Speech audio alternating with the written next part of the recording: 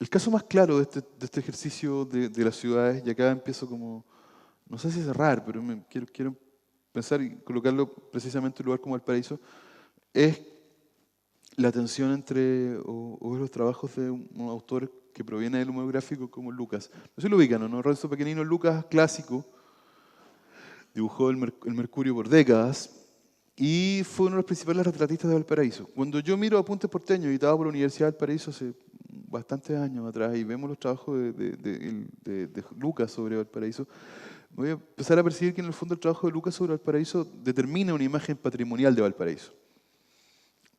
Pasemos a la otra. Lucas, por ejemplo, dibuja en Valparaíso el reloj Turrio, ¿no? El plan. Pasemos a la otra. La escalera que da de Apolo a Urriola y que luego se transforma en Fischer. Cerro Alegre, ¿no? Eso es Fischer y eso es la bajada Apolo. Sigamos, por favor.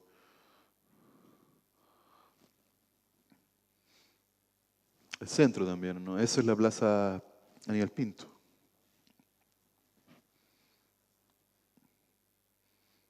Sigamos, por favor.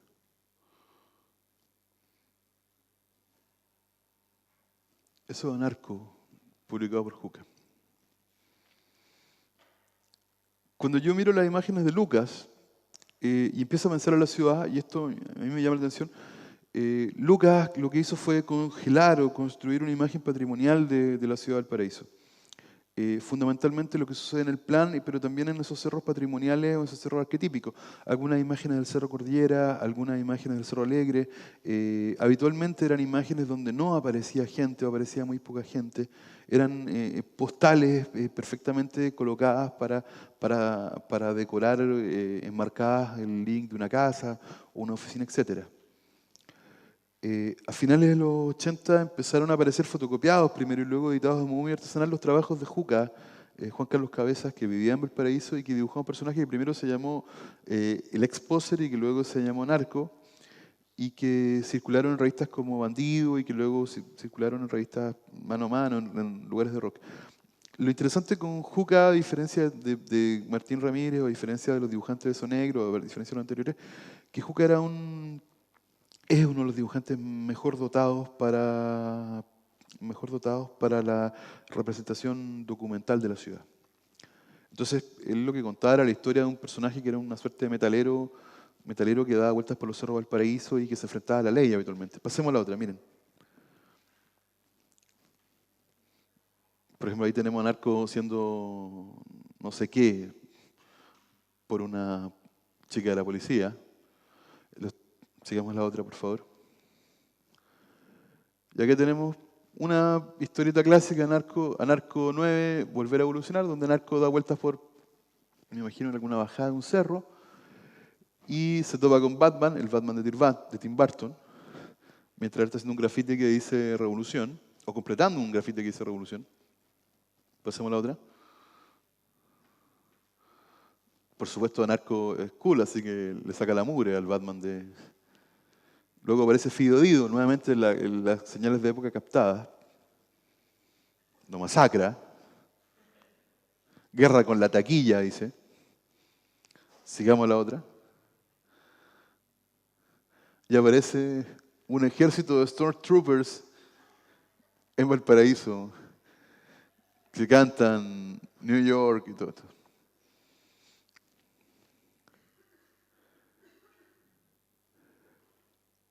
A mí me gusta mucho el trabajo de Juca y me parece un trabajo completamente relevante y me parece un trabajo completamente eh, necesario.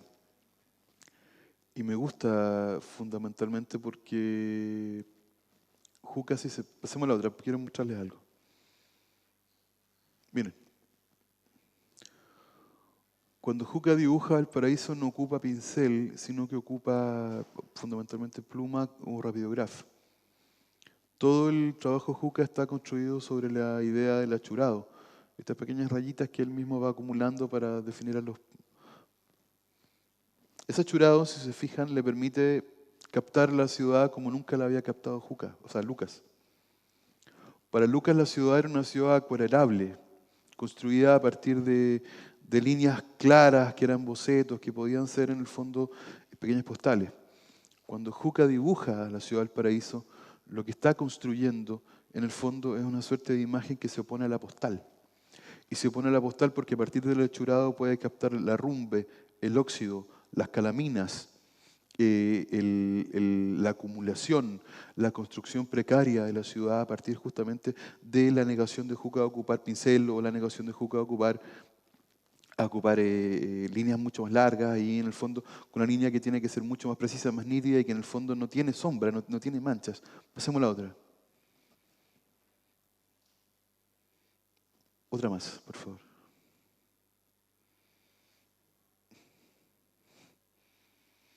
Hay una lógica, hay una idea, hay un trabajo ideológico y un trabajo panfletario, un trabajo de Juca. Pero también piensan en ese achurado que da volumen, ese achurado que es preciso, ese achurado que en el fondo hace que lo que veamos en el trabajo de Juca no sea caricatura. La imagen no está construida de modo abstracto, ni está construida de modo que en el fondo se cierra sobre sí misma, sino que está construida del modo más documental posible, a pesar de que en el fondo sea una historia que pueda ser leída como comedia. Si uno sigue los trabajos de Juca, yo diría a partir de los 4 o 5 años que publicó Historietas de Narco, es un trabajo que a mí me parece muy impactante porque Juca deja de ser un dibujante muy divertido y se transforma en un paisajista. Se transforma en un paisajista que está en el reverso del modo que Lucas tenía de enfrentar la ciudad. Pasemos a otro, por favor. Otro más. Los cerros, sigamos otro. Otro, otro más. Pasemos al siguiente.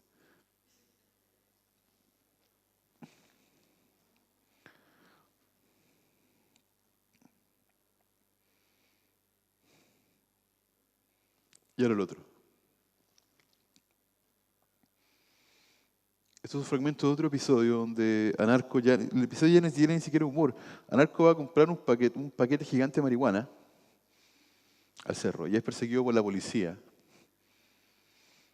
Y miren el trabajo de perspectiva, el trabajo ya como desaparece el humor gráfico, desaparece la caricatura, desaparece el humor para transformarse en un trabajo profundamente documental. Sigamos, por favor. Aquí pelea contra alguien. Viene el chico aspirando neopren en el borde final de la página. Fíjense la exactitud del trabajo en la descripción del paisaje. Otro más, por favor. Zafando un porro gigante.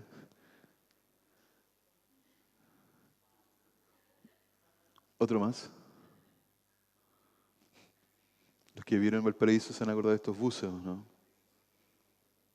Pero miren acá como, repito, el achurado, la ausencia de pincel, la ausencia de mancha, permite justamente captar la naturaleza del bus, la naturaleza de ese metal viejo en el cual se construían ese transporte que en el fondo funcionaba en Valparaíso. El cómic sirve para que para transformarse ahora como una especie de ejercicio de memoria de algo que ya desapareció. Pasemos al otro. Y esto es lo relevante. Lucas mira la ciudad desde abajo hacia arriba. Lee la ciudad del paraíso desde el plano. Lee la ciudad del paraíso como si fuera un espacio turístico, como si fuera un espacio en el cual no se va a residir nunca. De hecho, Lucas no vivía en Valparaíso, entiendo que vivía en Viña. Lucas era en el fondo un lector de una ciudad que se le aparecía como ideal o que se le aparecía como susceptible de ser visitada, pero no habitable. Por eso, repito, mira la ciudad en el plano, mira la ciudad en los cerros patrimoniales y típicos.